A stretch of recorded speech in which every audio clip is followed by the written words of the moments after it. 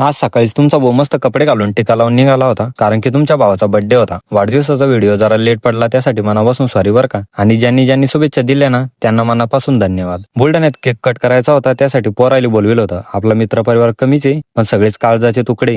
मस्त केक वगैरे कट केला आणि घराकडे निघालो, कारण की गावात पण केक कट करायचा होता. घरी आल्यावर गावकर मंडळी आणि मित्रमंडळीनं केक आणला होता, तो मस्त कट केला आणि ग्रुप फोटो काढले. त्यानंतर घराजवळच्या चौकात आलो, तिथं पण केक कट करायचा होता. इथं तर डायरेक्ट पोरायनं हार शाल आणली होती. ते पाहून तर मला डायरेक्ट एखाद्या महाराजासारखी फिलिंग येत होती. मस्त बर्थडे सेलिब्रेट केला आणि ग्रुप फोटो काढले. बर्थडे होता म्हणून खुश होतो, पण वाईट पण वाटत होतं, आयुष्यातलं 1 वर्ष कमी झालं म्हणून. असो, दुसऱ्या दिवशी मी धाडला आलो होतो. आल्या आल्या तर पहिले ऋतिक ब्लॉगरला भेटलो. भावाचं नाव पण ऋतिक आहे बरं का, आणि तो पण ब्लॉग बनवतो. मस्त एक चहा घेतला आणि त्याला भेटून लगेच दवाखान्यात आलो, कारण की दीपक भाई दवाखान्यात होता. भाई जरा बिमार होता, दवाखाना करून घेतला आणि साई ऑप्टिकल्स वर आलो. मस्त एखादा गॉगल घ्या म्हटलं, तर दादा म्हणे हे पाय, यात एक माशी आहे. साध्या गॉगलनं पाहिलं की दिसत नाही, आणि रिबेलचा गॉगलनं पाहिलं की दिसती. म्हणलं वा, तुमच्या भावानं हा एक घेतला आणि हा एक घेऊन टाकला. त्यानंतर आम्ही निघालो होतो बुलढाणा. आल्या आल्या तर पहिले राधी प्रिंटर्स वर आलो, कारण की देवीच्या वर्गणीसाठी पावती बुक छापायची होती. त्यांना पावती बुक वर मॅटर लिहून दिलं आणि सलून वर आलो. केस जरा जास्तच वाढले होते, म्हणलं कमी करा, मी करतो कटिंग, तोपर्यंत तुम्ही घ्या फॉलो करून.